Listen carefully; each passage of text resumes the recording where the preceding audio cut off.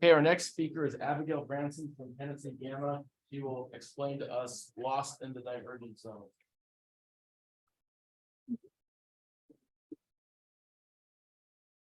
So this is going to be a talk about infinite series and how they converge and diverge. So we are going to look at some background infinite series first.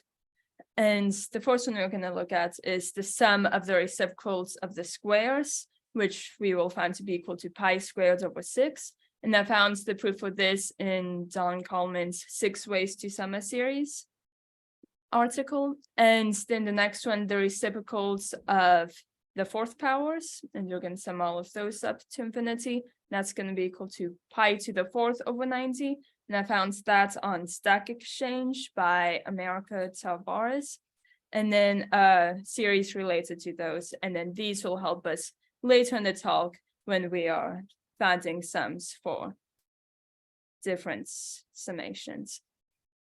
And the level comparison test, we're going to be looking at that, which is in Dr. Dawson's Calculus Set 3 Infinitesimals to the Rescue book.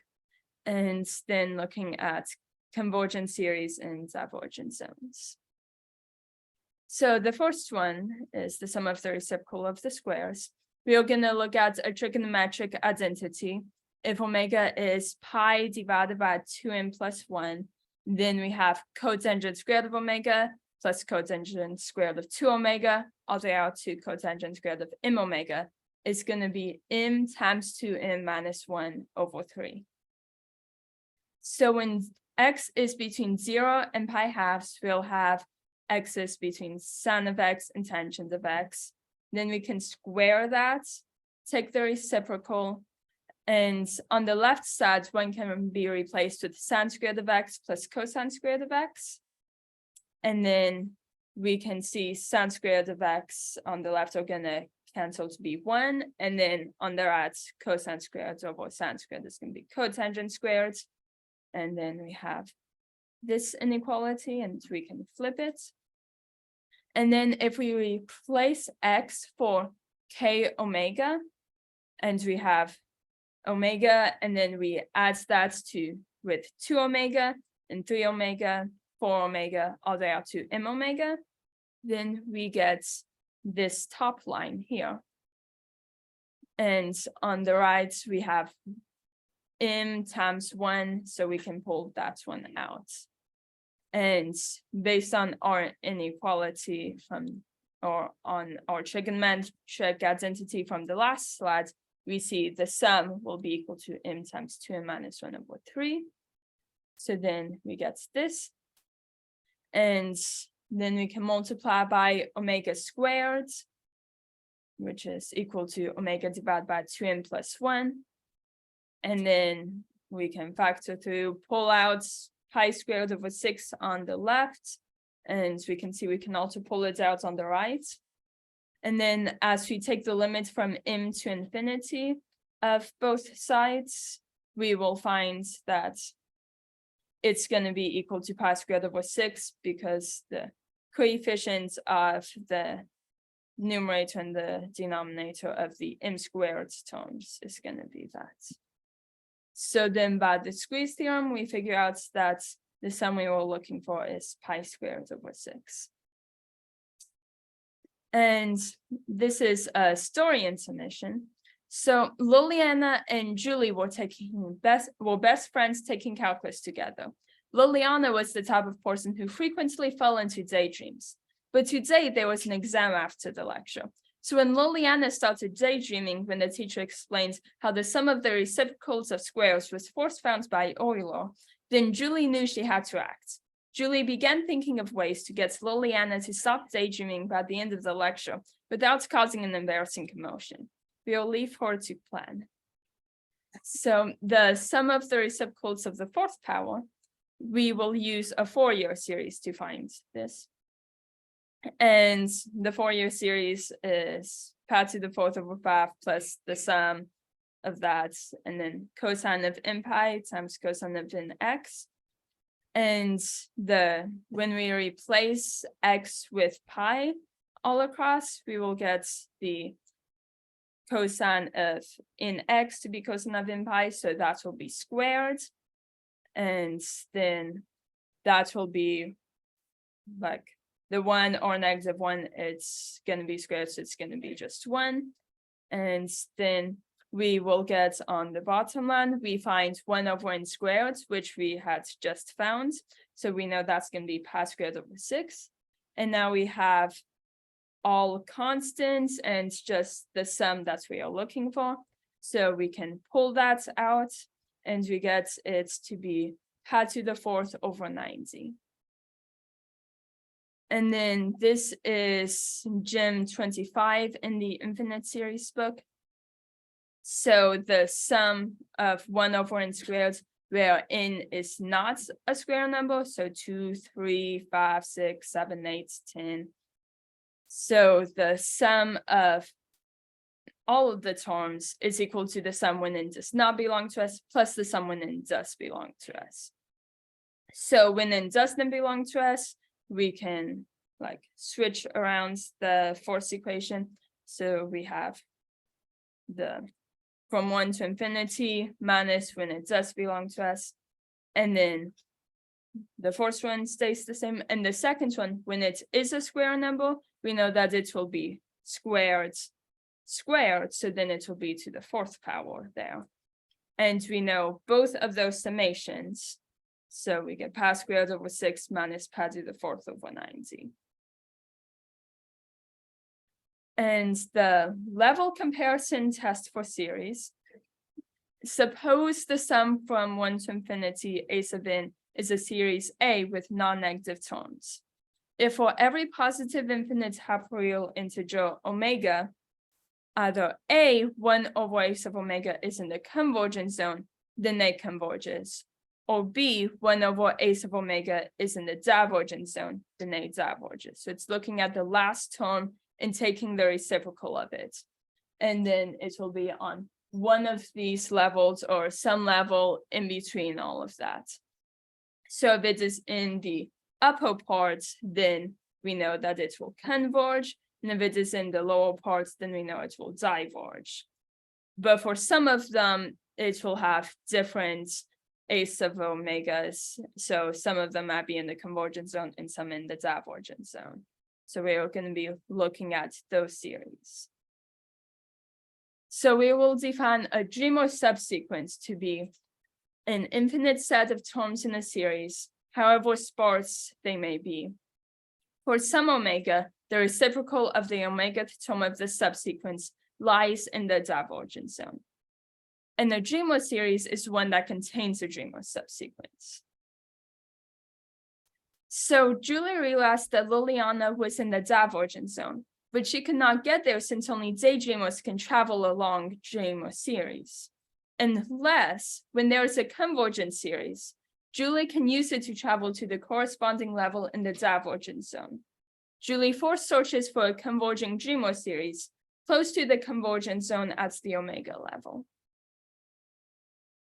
So what if the reciprocal of the a sub omega term is in the divergence zone for some omega? Let's let a sub n be 1 over n when n belongs to the set of squares, and 1 over n squared where n does not belong to the set of squares. So when omega belongs to the set of squares, we have 1 over a sub omega equal to 1 over omega, and that's going to be omega, which is on the divergence level. So the sum of terms from 1 to infinity is the sum when n does not belong to us. It's going to be 1 over n squared, and when n does belong to us, it's going to be 1 over n. So we already know the first one. And then the second one, when it is squared, then we know it will be n squared from 1 to infinity, counting them up.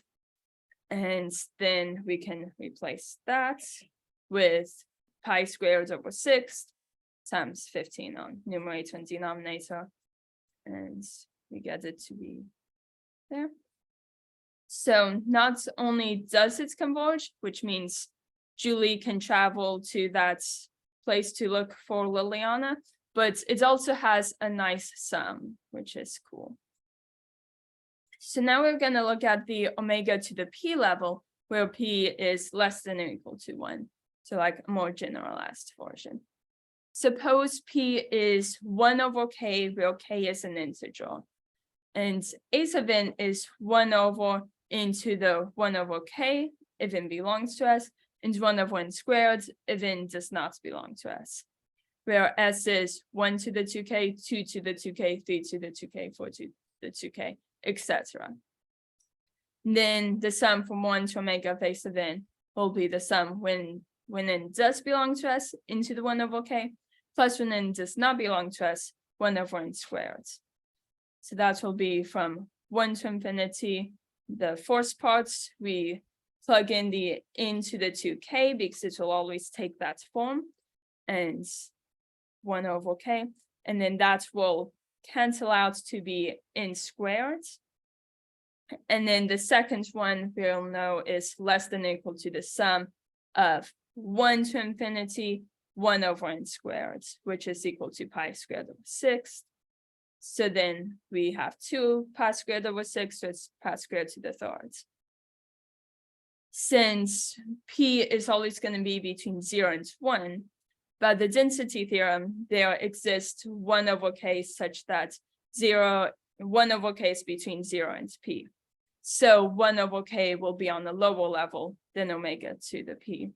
So we'll always be able to find an omega to the P level, or one that's lower than it. So just to show how far out these are distributed, at the omega level, S is 1, 4, 9, 16. At the omega to the 1/2 level, S is 1, 16, 81, 256. At the omega to the 1/3 level, S is 1, 64, 729, 4096. At the omega to the 1/4 level, S is 1, 256, 6,561, 65,536. So the Dreamer subsequence is being very far out very quickly. So it's not very many of it. So as long as the Dreamer subsequence is sparse enough, then Julie can likely find a converging Dreamer series with a Dreamer subsequence on any divergence level. Hence, she can search all of the divergence zones except possibly the real level. At the omega to the 1 over E level, Julie finds a clue that says ln ILA. This looks like Liliana sans her name and gives Julie the inspiration to go to the natural log level. So at the natural log of omega level, let's let A of n be 1 over natural log of n if n belongs to S, and 1 over n squared if n does not belong to S. And this is where S is equal to n, where the ceiling function of e to the 2 to the k, where k belongs to the natural numbers. So the sum from 1 to infinity A sub n is the sum when n belongs to S. It's going to be 1 divided by natural log of n, plus the sum when n does not belong to S, 1 over n squared. And that's going to be equal to the sum from 1 to infinity, 1 over the natural log of the ceiling function. We just plug that in, of e to the 2 to the k. And we know the natural log and the e are going to cancel each other out. So we're going to be left with 2 to the k in the denominator. So then in the right-hand side, it's going to be less than or equal to, from 1 to infinity, 1 over n squared. So then we know this to be equal to 1 plus pi squared over 6. And for future levels, like natural log of natural log of natural log omega, we just substitute in how many natural logs we want at any given point and how many e's we want. So we just take the function of that, and they will cancel out in that first line of calculations. So at the natural log of omega level, Julie finds a note that says ln IA, which gives her a hint to go to that level. And Julie finally finds Liliana at the natural log omega level, and they're out of breath. She informs her that they have an exam soon. And the end. That's the words. questions? I have two questions. Yeah. The first one is, what makes you think to look for subsets to make something converge? What was the? Where'd you get interested in this problem? And this is probably like where I got interested in the problem, just thinking about like infinite series and like how divergent can it be and still converge, right? Great, because that's my next question. What's the most, did you think about what's the highest proportion of values, let's just say 1/n, that you can keep while throwing out the others into a 1/n squared or whatever? Yeah. Is there a highest proportion or something? I think it would depend on how far down into the divergence level you go. Like when you're close to the top of the divergence level, you see those higher proportion of values. And when you're further down, you see it gets very sparse very quickly. But I don't know like exactly how many you could have. That's it. These are just examples.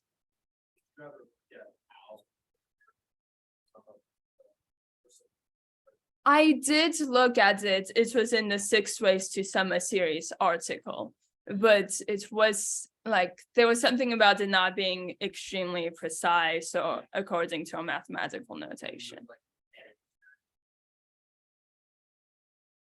I can't remember.